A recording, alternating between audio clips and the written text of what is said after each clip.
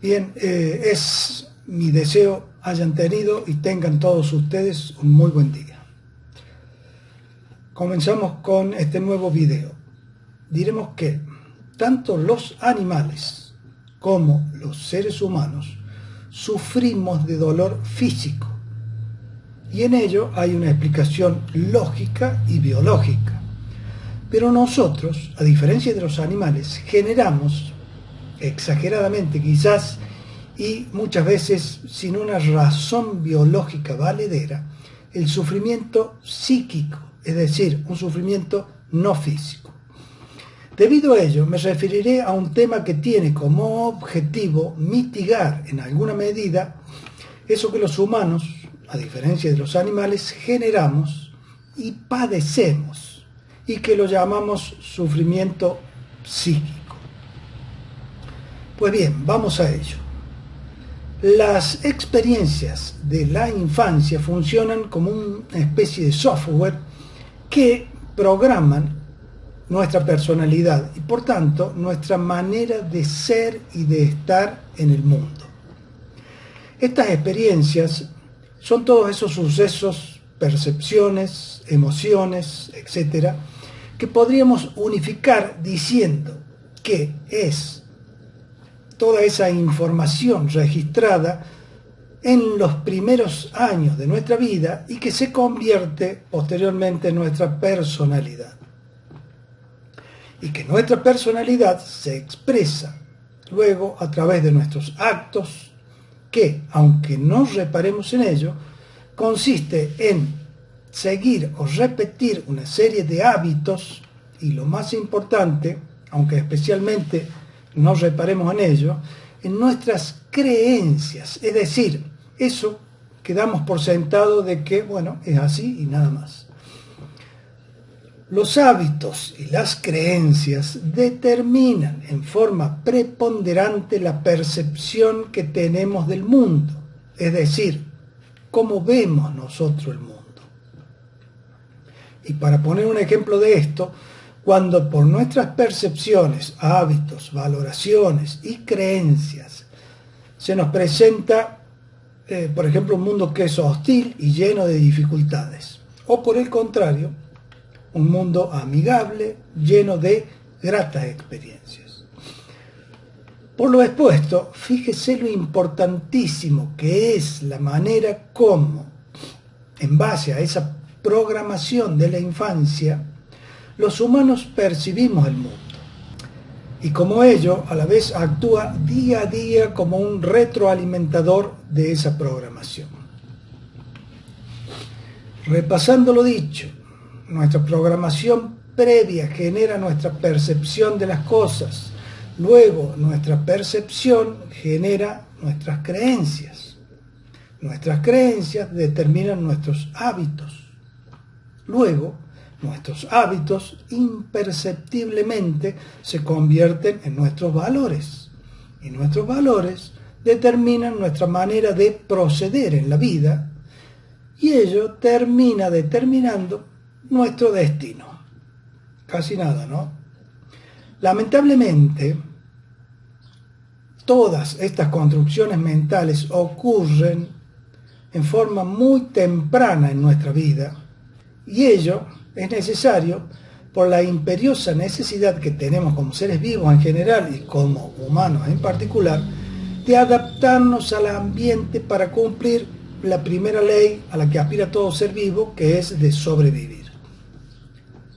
Es por ello, y esto que voy a decir es muy crítico, es por ello que de 0 a 5 o 6 años, o hasta 7 como máximo, es el tiempo que utilizamos para tener experiencias e información suficientes para sacar conclusiones acerca de nosotros mismos. Y esas conclusiones sobre nosotros mismos pasan a ser creencias. Es una creencia más lo que creemos que somos al final. Repito, esas conclusiones que sacamos alrededor de 6 años de edad pasan a ser una creencia. y una creencia que puede ser consciente, pero que generalmente es inconsciente respecto de lo que somos, de lo que podemos, de lo que valemos, y con ello armamos una configuración de comportamiento a la que llamamos personalidad.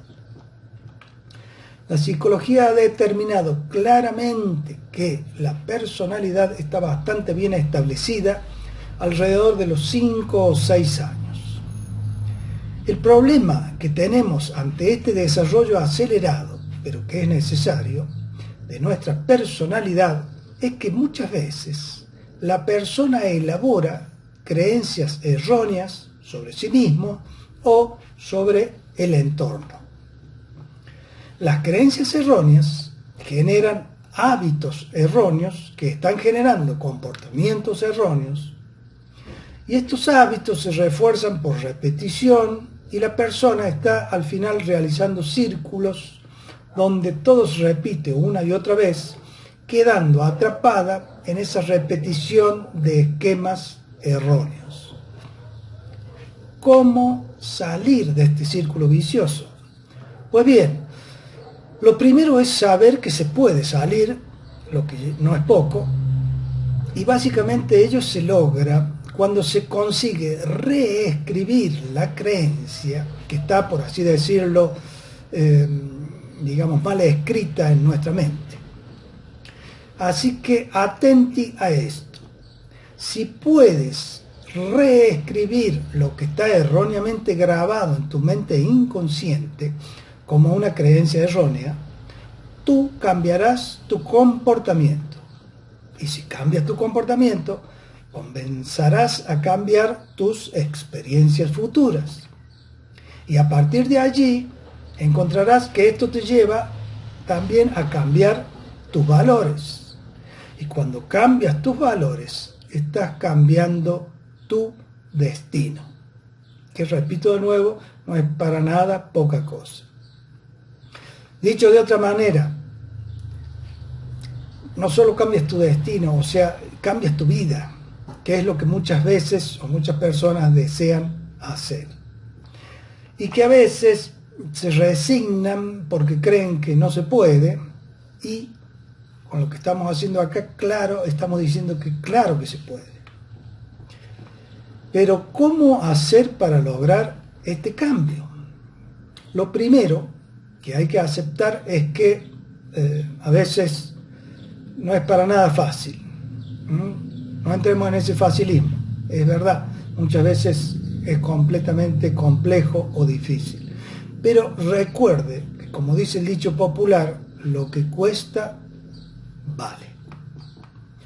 Básicamente hacen falta dos cosas: información y herramientas. Con respecto a la información, es en gran medida lo que venimos planteando y a lo que habría que agregar o clarificar la noción de mente consciente y mente inconsciente, pues eso es vital para entender hacia dónde enfocar el esfuerzo para realizar el cambio deseado.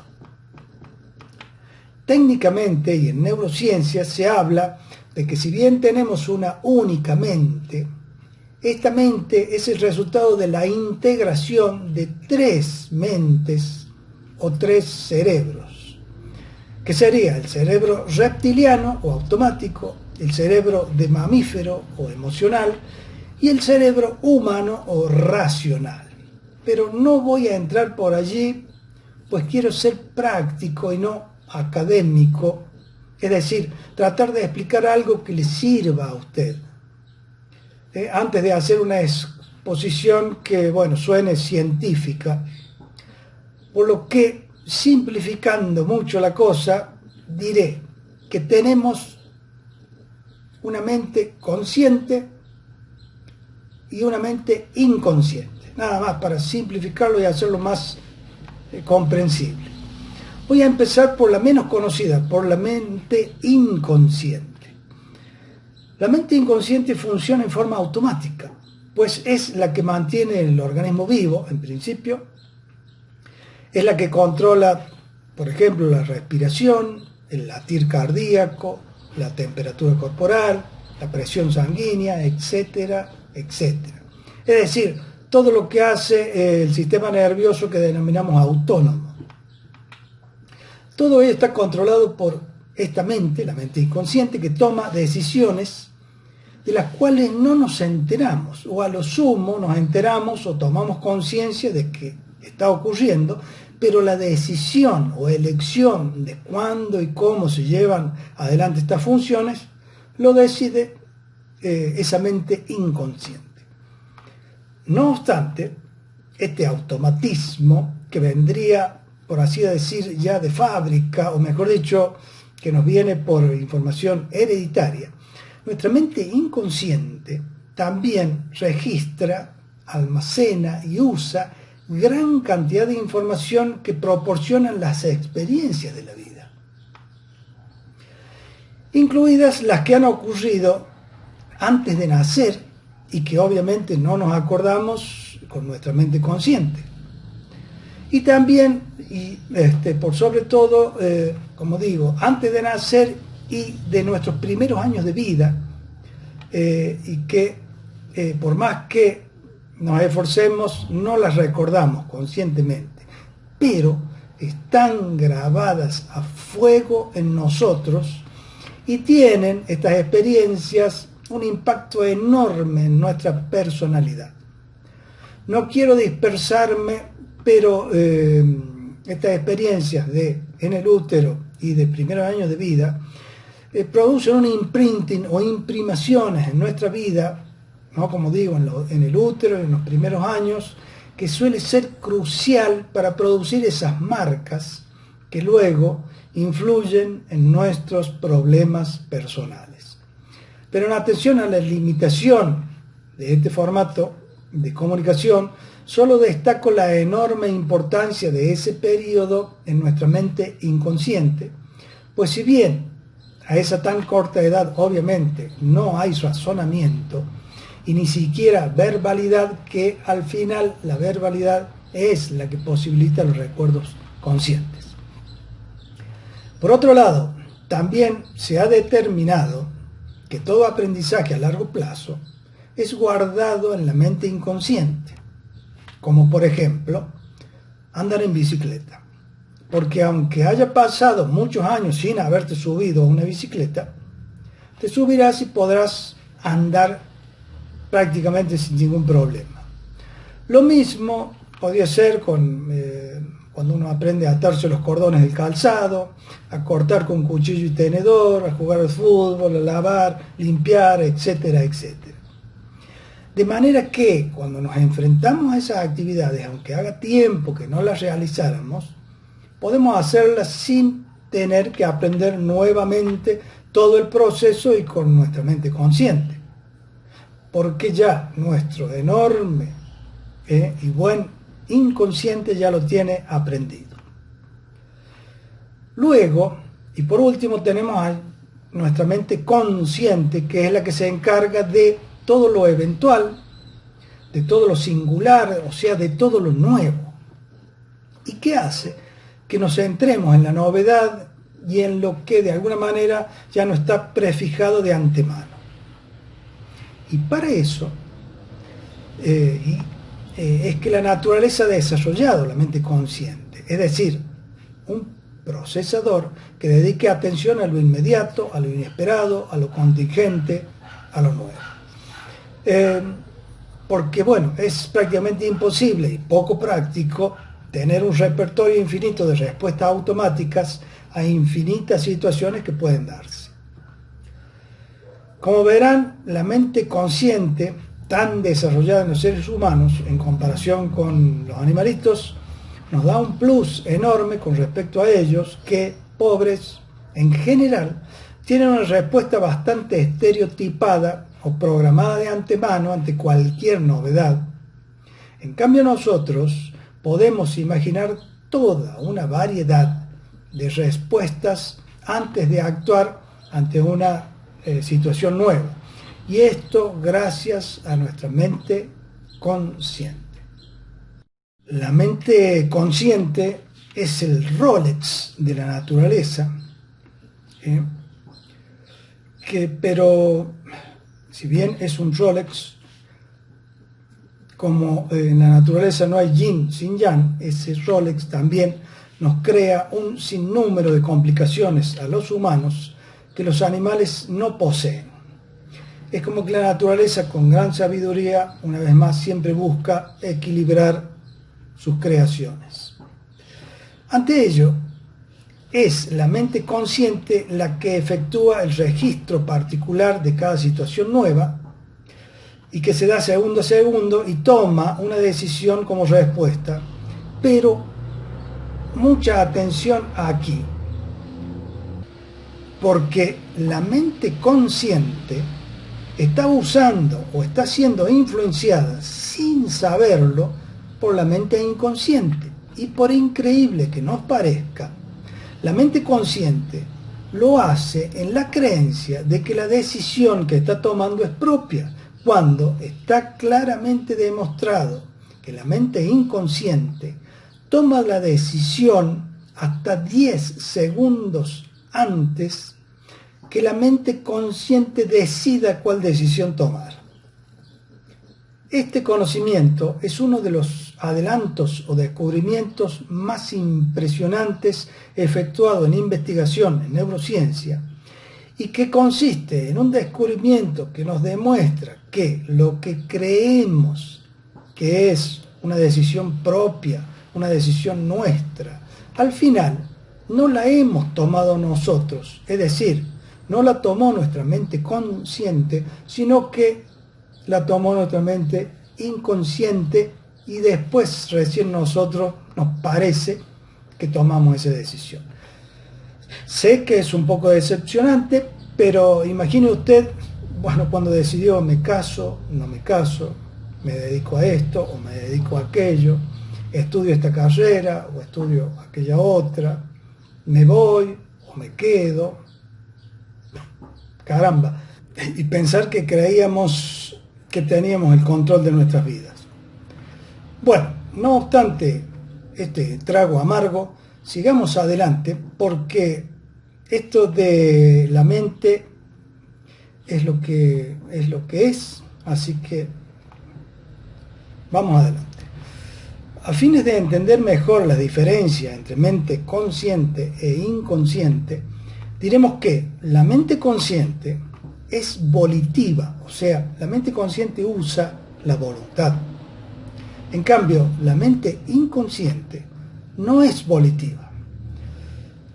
La mente consciente trabaja con lo habitual, como es monitorear y regular el funcionamiento del cuerpo, pero no está usando la voluntad, o en todo caso utilizaría una voluntad así en un continuum sin variantes, sin variaciones.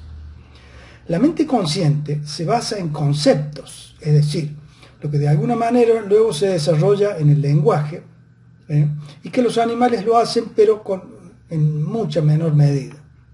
En cambio, la mente inconsciente no es conceptual. La mente consciente es literal, por lo tanto, no tiene un desarrollo del lenguaje. La mente consciente puede pensar en forma abstracta, algo que los animales, hasta donde sabemos, no lo hacen o solo lo hacen muy rudimentariamente. En cambio, nuestra mente inconsciente no hace abstracciones, piensa en forma concreta. En esto se equipara al comportamiento de un niño de 5 o 6 años. Tenga en cuenta esto. Usted puede ser una persona completamente adulta, pero tiene ahí, en forma de una mente inconsciente, a un niño muy disciplinado, muy constante, pero que no hace abstracciones y es como un niño de 5 o 6 años.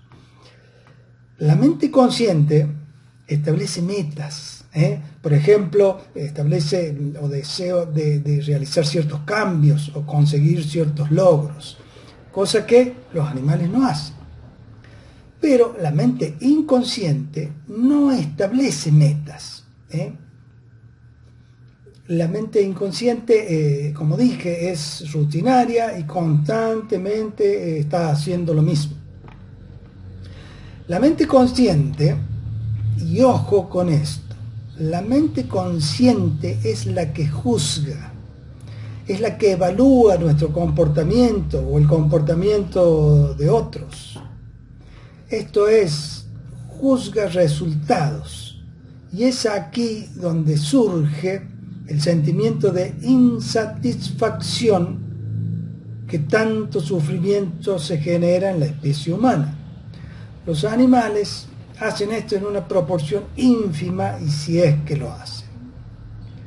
En cambio, por otro lado, la mente inconsciente no juzga, por lo tanto no evalúa a nadie, hace lo que tiene que hacer sin ningún tipo de juicio.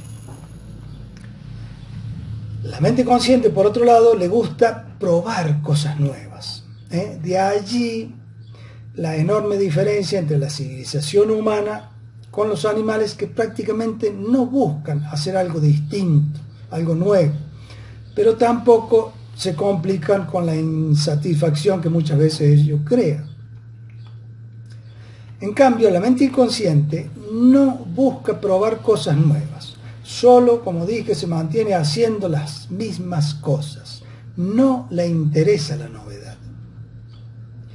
Y por último, la mente consciente se refuerza con el placer de repetir lo que es bueno, aunque eso de repetir el placer nos lleva, desgraciadamente, en algunos casos a las adicciones. Así que, una vez más, los pro vienen con los contra. ¿Por qué será, no? Pero bueno. En cambio, respecto a esto último, la mente inconsciente no busca el placer de repetir lo bueno. Si bien se basa solo en estímulos sensoriales, prefiere lo que es familiar o conocido. Es decir, es muy conservadora. Como verán, de las características de estas dos mentes, hay un claro contraste entre ambas, lo que nos permite ver que, si bien trabajan juntas o como una sola, son diametralmente opuestas, con la salvedad que hemos apuntado antes, de que operativamente la mente inconsciente se ha calculado que es aproximadamente 2 millones de veces más potente que la mente consciente. Y digo operativamente en una especie de metáfora o analogía con el funcionamiento de las computadoras, por lo que aclaro que es solo una aproximación, pues los seres humanos no somos máquinas, no somos computadoras. Pero esto último, por otro lado, también debiera disuadirnos de ir en contra de nuestra mente inconsciente, porque la superioridad, por lo menos a nivel de operatividad, que manifiesta la mente inconsciente, nos induce a concluir que es necesario encontrar otras estrategias que no sean intentar el cambio por la fuerza, pues en ese aspecto nuestra mente consciente es superada ampliamente por esa nuestra silenciosa mente inconsciente. Bueno, ya vimos la información que necesitamos, ahora vamos a las herramientas que junto con esa información posibilitaría realizar los cambios que deseamos. Muchas personas desean fervientemente realizar un cambio y lo que siempre han intentado es poner gran fuerza de voluntad, es decir, mucho esfuerzo, que muchas veces también conlleva sufrimiento o privaciones. Y luego, al no lograrlo, sobreviene la consabida frustración de no conseguir el resultado esperado, con la carga de la culpa que incrementa aún más el problema. Ahora bien, aplicando el conocimiento de los temas anteriormente expuestos, deberíamos poder observar que el problema es que en todos estos intentos, el error ha sido intentar cambiar nuestros hábitos, nuestras creencias y por lo tanto nuestros comportamientos incorrectos, hablándole a la mente consciente siendo que la que maneja todas estas cosas es la mente inconsciente. Por lo tanto, la llave está en comunicarse, en hablarle a nuestra mente inconsciente y reescribir en ella el cambio que deseamos realizar. Y aquí aparece una técnica que es milenaria, que es la meditación. La meditación es la designación única de cientos o miles de distintas técnicas que se las concibe erróneamente como una única actividad. El error es fundamentalmente de nosotros los occidentales, que por nuestras creencias programadas por nuestra cultura, solo vemos o creemos ver que meditar es sentarse con las piernas cruzadas y quedarse allí quietito, cuando eso es solo lo que se ve desde afuera y que no tiene prácticamente nada que ver con lo que realmente es la meditación. Pues cuando una persona medita, todo lo que ocurre no se ve desde afuera, pues es un proceso de introspección, es decir, de ir mentalmente hacia adentro de uno mismo, que para colmo, en gran medida, también no se trata de hacer algo en esa introspección, sino, y en muchos casos fundamentalmente, no hacer algo o no hacer nada directamente. Y que finalmente esto de no hacer nada en un principio es sumamente difícil. Trate de usted de no pensar en nada y verá qué complicado que es no pensar en nada. Bueno, pues el día en que, aunque sea de a poco, comience a poder no pensar en nada, empezará, entre otras cosas, a conectarse con su mente inconsciente. No puedo aquí ni siquiera hacer una introducción a estos temas, por lo que una vez más tendrá usted que autogestionarse y buscar la manera, pero que a día de hoy esa información está en la punta de sus dedos cuando teclea una computadora. Otra técnica que no es totalmente diferente a la anterior es la de la visualización, que ya es un poco más occidental y que los deportistas de élite la vienen empleando desde hace muchos años. La visualización básicamente es recableado neuronal, es decir, interconectar neuronas para cambiar comportamientos. Simplificando enormemente cómo funciona esto de la visualización, diré que cuando usted realiza una actividad física, en su cerebro se activan determinados grupos de neuronas. Pero si usted, estando quieto, piensa en esa actividad física, se activan en el cerebro las mismas neuronas que cuando realiza físicamente esa actividad. Luego, la visualización es un tipo de concentración dirigida a activar ciertos grupos neuronales y a desactivar otros. Y una tercera y última forma de conectar o hablar con nuestro inconsciente es cuando nuestro cerebro baja su frecuencia vibratoria, y esto ocurre cuando nos vamos adormeciendo antes de dormirnos por la noche o cuando nos vamos despabilando antes de despertarnos por la mañana. Estos dos son muy buenos momentos para, por ejemplo, repetir ciertas frases que en ese momento nuestra mente inconsciente está en condiciones de escuchar. Pero con una aclaración: no hable esas frases, no debieran ser nunca con un lenguaje complicado o con ideas abstractas. No le puede hablar a su inconsciente de esta manera, pues no las va a entender. Recuerde que si bien el inconsciente es muy potente, su capacidad, digamos, para entender el lenguaje es de un niño de unos 5 o 6 años. Así que esto es lo que he tratado de acercar o aportar en este tema del sufrimiento psíquico humano. Así que hasta aquí llego con este video. Espero que sea un estímulo para que su búsqueda comience, o si ya comenzó, se estimule aún más.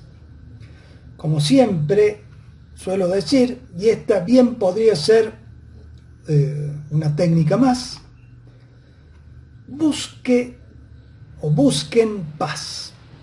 Busquen y encuentren paz, porque con la paz viene de regalo la salud y la felicidad. Gracias por haber estado ahí y hasta la próxima.